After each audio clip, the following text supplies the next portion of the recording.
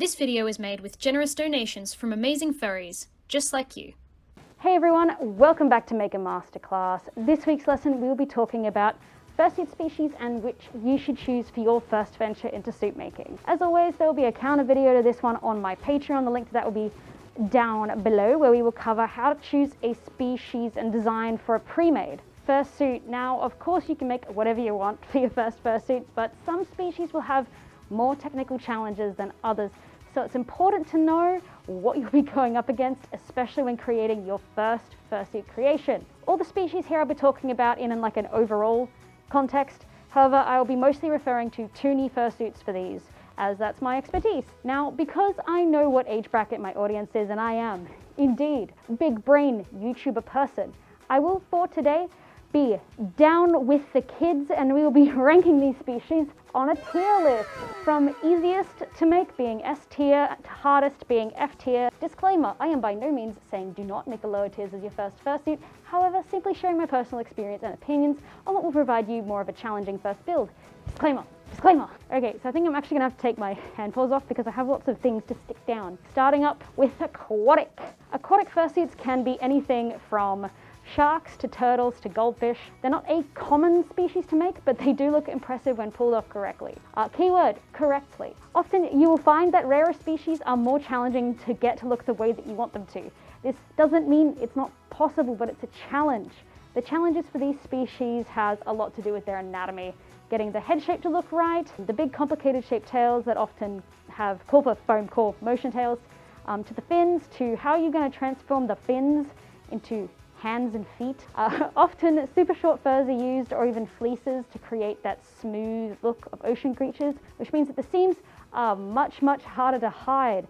So many technical challenges here. So approach with caution. E tier for the fishies. Can I stick this on? Okay, arthropods. Arthropods are bugs. So this category will include everything from moths to cockroaches. Needless to say, these guys are hard to get looking nice. Not only is there not many, if none, tutorials out there, but if you want something that doesn't look like it's crawled out of your nightmares, unless you want it to, which is fine, no judgment, you will have a lot of trial and error to go through for your first costume. Most bugs have 6 or more legs, so often the inclusion of dead arms connected like puppets to your real arms are used, full back wings, custom padding to look like a hard exoskeleton, and making your eyes not look cursed are only a handful of the challenges ahead of you if you choose to make an insect as your first. Because of this, I will be putting it at F tier. Next, Avala. What is with all of the A species just being really hard to make? Avalis are an original species and are like feathered raptor bunny things. Now, the reason I'm labeling Avalis as hard to make is because of their feathers. So many feathers. Feathers are often a very labor-intensive thing to make, requiring detailed minky top stitching and embroidery on each individual feather to make the details, and Avalis are covered in them.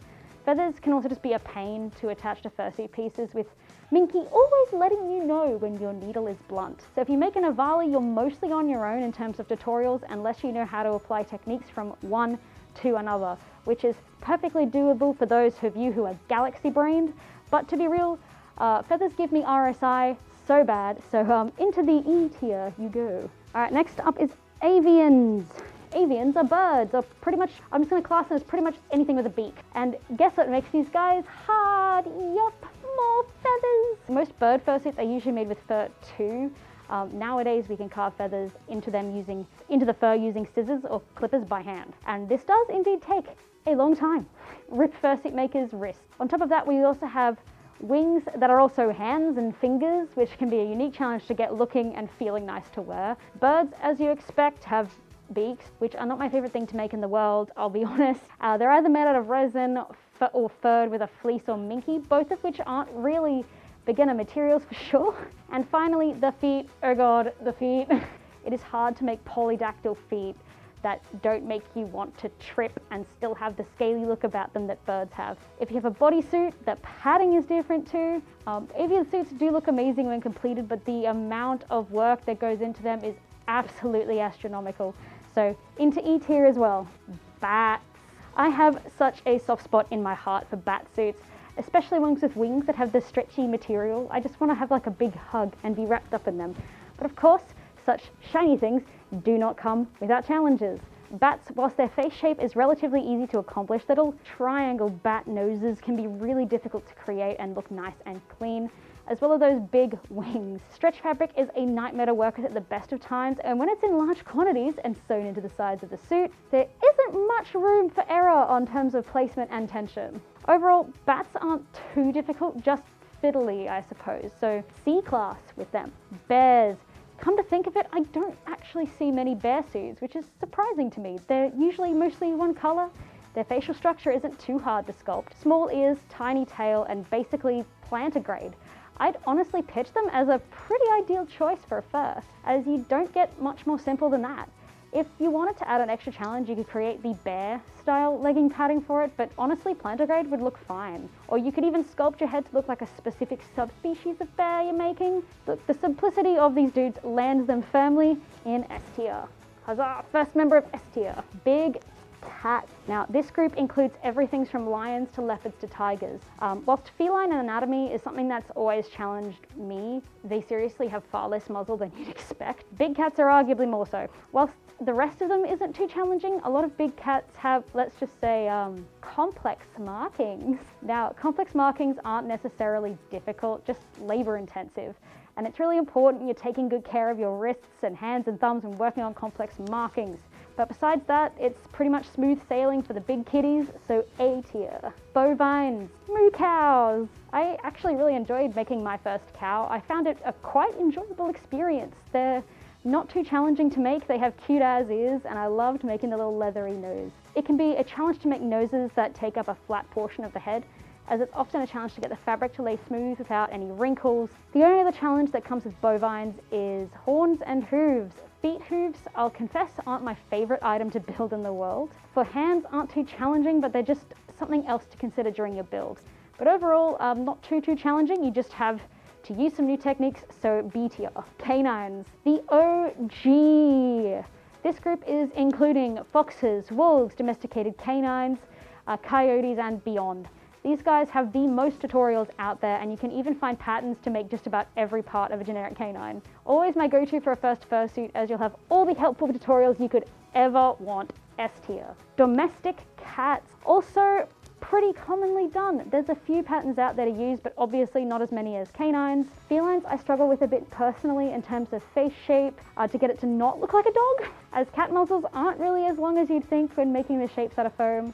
They do provide an option for something a bit different for your first suit, whilst still being relatively easy to create, so S tier. Cruxes. These dudes have been around for ages. I've seen a resurgence in them lately, which is so wild to see. Crux suits have a very, very, very unique face shape, ear shape, and tail shape that almost defies gravity. I feel like there's a fair few challenges here. The ears being curled like that would definitely make them very challenging to fur, as sometimes the fur doesn't like going on in one piece with strange shapes like that. The tail being able to stay up like that is also a challenge, to say the least. It can be achieved with foam core tails or even inflatable tails. However, fur in and of itself is very heavy and will work to destroy your anti-gravity tail dreams. Speaking of fur, most of these guys are very, very short furred for some reason. Short fur, whilst it can look really nice, is really hard to get to look really nice. As seams are harder to hide and any imperfections will likely be visible from the outside, so E tier for sure. Next up is deer, the classic handlebarred hoofed boys.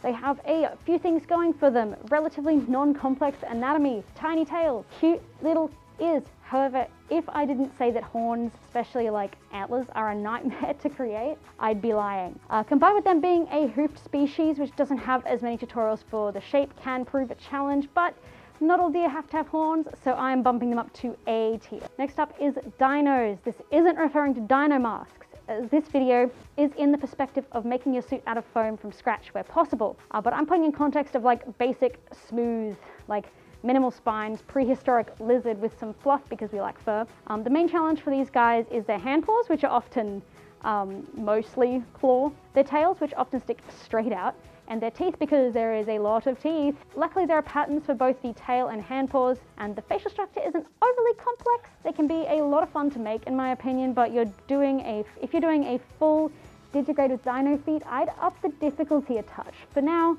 Into C tier they go, certainly harder things to make. Dragons, scaly fire-breathing dragons. These, much like dinos, can be simplified quite a bit to mostly fur and a few horns. The challenge here is the wings, which are usually made out of minky and are either sewn into a bodysuit or made like a backpack. They can present a unique challenge for beginners, and minky is annoying to work with at the best of times, in my opinion. And a lot of dragons have many detailed features to take into account. They can be smooth, or you can do fur sculpting with scissors like I mentioned with Avians before.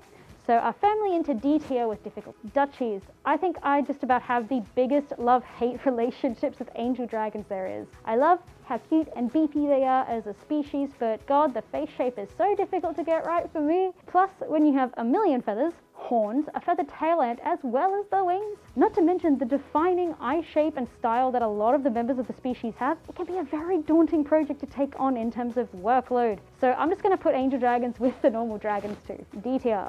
Goats, and also including sheep and alpaca, and other similar animals. These guys are very similar to bovines, however their noses are a little bit different as they have little slits rather than leathery noses, so that can be a bit hard to get right. But overall, pretty much the same as bovines, B tier. Okay, now horses. Now with horses you'd think I'd class them with bovines. Also, however, I'm going to be scooting these down A tier for one real reason. Manes. It is hard to get a long flowing mane without specialty fur or wigs. On top of that, they have similar facial structures to Dutchies, so based on personal vendettas, I'm going to put them at C tier. Love Dutchies, love horses, but gosh, that muzzle is not fun to make. Alright, next up is the Hyena. Yeen boys. Now, you'd think these would be mostly canid, would be with the rest of the canines. However, their facial structure is different, as well as with their ears. They also have a distinctive mane that goes down the back of their neck, which can be achieved through the use of longer fur, with fur directions pointing into the center of the spine. So, the giggle dogs get to sit comfortably in A tier. Kangaroos. Now, I put these guys at D tier for one reason specifically, and that's their digigrade, or rather lack thereof. They're not really digigrade, and they're almost plantigrade, but not really. I don't know what it's called, but it can be hard to create in a fursuit. Now, I have my boy Pasito, who was made by the Menagerie Costumes, and they have done an absolutely incredible job with his feet, padding, and digi. They're definitely not your typical digi shapes. The feet are like super duper long too. The structure, the kangaroos as a facial structure isn't too bad, but if you have a female roo, then well, pouch! So, roos sit at D tier if you're going for the digi shape. If not, then a bit higher up. Next up we have mustelids.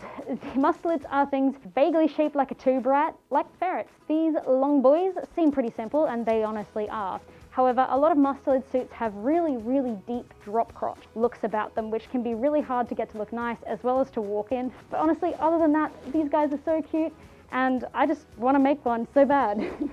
A tier. We have opossums, trash babies. These guys are relatively easy at first glance, but consider fleshy grabbers. Hand paws like that can be difficult to get neat, but if you have the technology and you have the patience, it can be done. Also just C tier. Bonus points if you add magnets on the back to attach tiny babies to. That'd be the cutest thing ever. Otters. Same as mustelids, just down a tier because I don't like making webbed hand paws. They're a pain in the ass. Protos.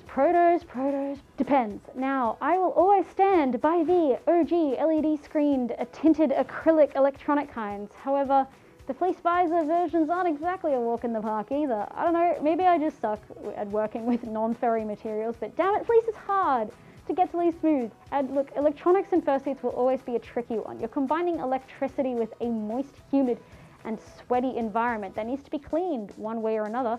Plus, if you're moving, you'll be moving around in these electronics too, so they have to be durable. The techniques associated with creating your own visor and parts are quite the challenge, so many bits of expensive material and equipment are needed. And even if you buy the visor pre-made, the electronics work is a whole other ballpark that I don't really know anything about. So for that reason, these guys are going to F tier, just for how many different skills you need to get really good at them to be a viable option. Maybe D tier if you're doing it fleece style. Getting there, closer. Rabbits. Bunnies. Cute and mostly plantigrade. I'd argue these guys are a great choice for a first. Since their tails are small, they can mostly be one color, and they can look very good plantigrade. I'd argue they're a great place to start, especially when exploring new species to expand your portfolio. Family in S tier. Okay, red pandas / raccoons. I've put these two together because in terms of complexity and shape, they're pretty similar. They have semi-complex markings, a long tail, are mostly plantigrade, and have these cute little faces with cute little ears and little grabby hands. Overall, a pretty decent choice for a first if you want something a little bit more unique than a canine. So they get to go into A tier. And on the other end of that spectrum, now for the scalies. Reptiles, in terms of facial structure, I struggle with a lot. They're super unique, and especially with things like snakes, it can be so hard to get it to look right, and not like a bumpy worm on a string. But when they are pulled off, boy do they look incredible. Unfortunately, I haven't really seen many reptile fursuits around, so there's not many tutorials out there or real info on how to achieve the necessary effects. Scales can be possible with fleece or short furs, or even scale carving into the furs, like the feathers we mentioned with Avians. However, just due to how unique these guys are, they are a challenge for a first timer, so into F tier. Sorry, scalies. Rexes pretty much the same as Avalis in terms of nightmarish feather quantity, but a higher tier for canine facial structure. Rodents. Now for rodents, these guys are pretty damn cute, and I was actually going to put them a lot higher than I decided to until I realized grabby hands and funky tails. Look, pretty much the same as opossums, but I'm going to put them one tier higher because of the lack of terrifying teeth. Sergals, the cheese boys. Now look, I've made 2 Sergals now, and I love all my children equally, of course, but gosh, Sergals are hard to make. All of the triangle faces make it super hard to get decent vision on the suits, and the feet are almost hand-like,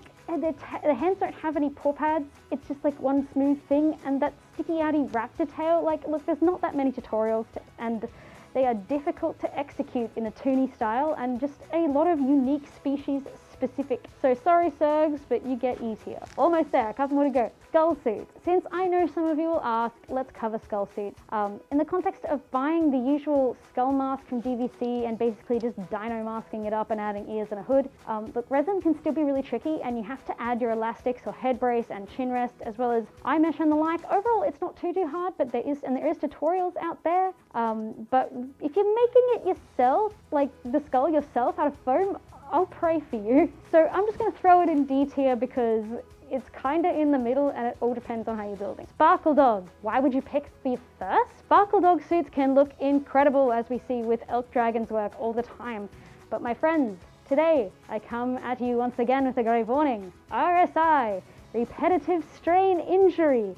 It comes from excessive amounts of hand sewing or repetitive hand movements, and you will have to do a lot of it. If you don't stretch correctly, it can cause permanent damage to your hand.